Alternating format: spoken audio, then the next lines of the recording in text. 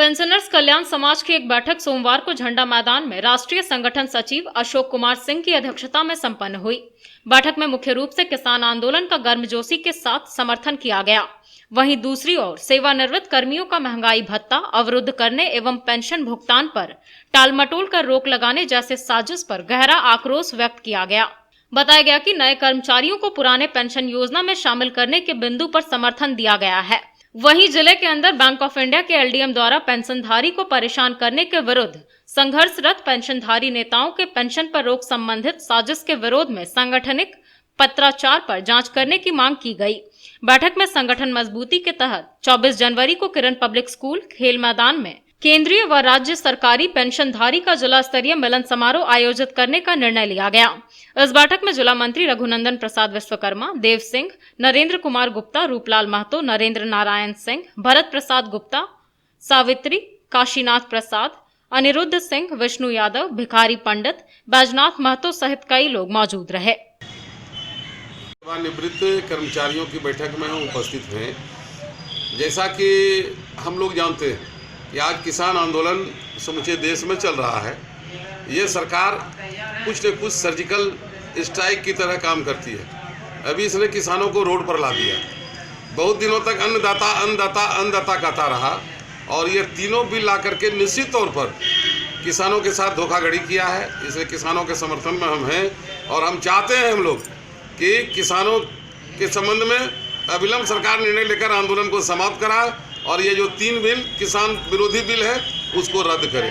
दूसरी ओर हम सेवानिवृत्त कर्मचारी हैं, इस सरकार से सर्जिकल स्ट्राइक के नाम पर फिर घबराते हैं। ऐसी सूचना मिल रही है कि नई पेंशन योजना की लड़ाई जितनी बढ़ती चली जा रही है, ये सरकार ने यह सोचा है कि ये लाखों जो सेवानिवृत्त कर्मचारी है, बूढ़े हैं, कोई बेड पर हैं, कोई कमज़ोर है, ये हमारा क्या कर सकता है।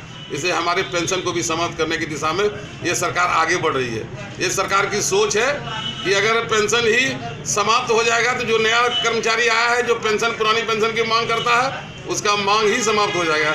इसलिए हम लोगों को काफ़ी यह चिंता है कि यह वर्तमान भारत सरकार का जो कार्यकलाप है, जब किसानों को नहीं छोड़ा तो कल हमें जो बुजुर्ग कहता है, हमें भी ये नहीं छोड़ेगा, हमें भी मरने के लिए विवश कर देगा। ऐसी परिस्थिति में हम सभी आज सेवानिवृत्त कर्मचारी यह निर्णय ले रहे हैं कि समूचे देश के सेवानिवृत्त कर्मचारियों के बीच में प्रचार प्रसार करके इस सरकार के नीतियों के विरुद्ध में खड़ा करेंगे, ताकि बुढ़ापे में भी हमें कोई अधिकार से वंचित नहीं करे। आज गिरिडीह जिला की स्थिति कुछ बैंकों के साथ हमें काफ़ी चिंता है। अभी एलडीएम बैंक ऑफ इंडिया ने जिस प्रकार हमारे ही नेता रघुनंदन विश्वकर्मा का पेंशन इस कोविड-19 के अंदर में बंद करके और तानाशाही का रुख अख्तियार किया था, हम लोगों ने काफ़ी विरोध किया। भारत सरकार को लिखा, राज्य सरकार को लिखा, जिला प्रशासन को लिखा।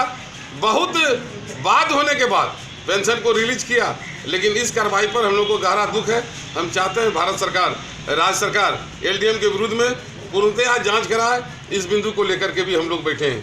हम लोग आने वाले दिनों में अभी 5000 हैंडबिल छपाकर कम से कम झारखंड के सेवानिवृत्त सरकारी पेंशनधारी के बीच में हम लोग जाएंगे और कहेंगे जो सरकारी कर्मचारी शिक्षक हैं, सेवानिवृत्त हैं और पेंशन मिल रहा है, उनके पेंशन पर खतरा है। इसलिए एकजुट होने की ज़रूरत है। इस सरकार में सर्जिकल कार्रवाई करके इसी प्रकार सारे लोग को परेशान किया जा रहा है। इस स्थिति पर विचार करने के लिए हम लोग आज यहाँ बैठे हैं। हम लोग जिला प्रशासन से भी मांग करते हैं कि लोग पेंशन अदालत के नाम पर कागजी रूपरेखा तैयार किया जाता है, ऐसा नहीं हो। आप कम से कम 15 दिन पहले सूचना दें कितना तारीख को पेंशन अदालत होगा, तमाम संबंधित को जानकारी दिया जाए, पेपर के माध्यम से हाईलाइट किया जाए जो वास्तविक में पेंशन में जो परेशानी में फंसे हुए लोग हैं वो आपके पेंशन अदालत में भाग लेकर के अपनी दुखड़ा सुना सकें। लेकिन ऐसा नहीं कर पेंशन अदालत के नाम पर कतिपय विभागों के पदाधिकारियों को बुला लिया जाता है, वो अपना कागजी तौर पर प्रतिवेदन तैयार करके और वहाँ बैठ जाते हैं और बहुत सारे तथ्य को वो छिपा देते हैं। इसे आज बहुत सारे सेवानिवृत्त कर्मचारी पेंशन को नियमित पेंशन पाने के लिए वो परेशान हैं और जो भी कठिनाइयाँ उनको है, कहीं कम मिल रहा है, कहीं फिक्स ही नहीं हुआ है, कहीं नॉमिनी के नाम पर उनके आश्रित को दौड़ाया जा रहा है। इस सब बिंदुओं पर जिला प्रशासन से भी आग्रह है कि एक बार पेंशन अदालत इस प्रकार लगाएं कि 15 दिन पहले तमाम पेपर मीडिया को सूचना दे दें कि जो भी आश्रित को कठिनाई हो रही है, जो भी सेवानिवृत्त को कठिनाई हो रही है, तो वैसे तमाम लोग इस पेंशन अदालत में भाग लें। तभी यह मंशा क्लियर होगा कि जिला प्रशासन वास्तव में पेंशनधारियों के सपोर्ट में है। क्योंकि आज राष्ट्रीय पेंशन अदालत लग रहा है, राज्य स्तर पर लोग पेंशन अदालत लग रहा है, लेकिन रिजल्ट उसका जीरो होता है। जीरो होने का कारण क्या है? वह सरकारी रूपरेखा के रूप में खींच करके यह लंबा खींच देते हैं, और उसमें जिनको मिलना चाहिए, जो नीडी है, वो ही नहीं आ सकते हैं, और उनको अंदर घुसने का प्रवेश भी नहीं दिया जाता। इसलिए ऐसी परिस्थिति में आज पेंशन सेवानिवृत्त कर्मचारियों की समाज कल्याण की बैठक में हम लोगों ने यह निर्णय लिया है कि सर्वप्रथम समूचे राज्य के पेंशनधारियों को एक बार एकजुट करें, न सिर्फ पेंशन बचाने के लिए, बल्कि जो राज्य स्तर पर, जिला स्तर पर, प्रखंड स्तर पर जो सेवानिवृत्त कर्मचारियों को परेशानी हो रही है, उनके आश्रितों को परेशानी हो रही है। बैंकों में भी माथापच्ची कम नहीं है। बैंक के पदाधिकारी जब आते हैं वो कहते हैं कि नहीं, हमने अलग काउंटर कर दिया, हमने 1 तारीख फीस कर दिया, 2 तारीख फीस दिया। ऐसी बात नहीं है। आज भी अगर बढ़िया ढंग से देखा जाए तो पेंशनधारियों के साथ अधिकतर बैंकों में वह दादागिरी किया जाता है, उसे इज्जत नहीं दिया जाता है, प्रतिष्ठा नहीं दिया जाता है। जबकि ज़िंदगी भर हमने सरकारी सेवा किया, हमारा पेंशन है, और हमको अपने पेंशन लेने पर इस प्रकार की कठिनाई होगी, तो बैंक को भी सुदृढ़ करने की जरूरत है। बैंक, एकाध बैंक के पदाधिकारी अच्छे ढंग से बातचीत करते हैं, लेकिन जनरली हम देखते हैं कि जो पेंशनर बैंक के अंदर जाता है उसको 2 नंबर का नागरिक समझकर धिक्कार कर उसको लाइन में खड़ा कर दिया जाता है।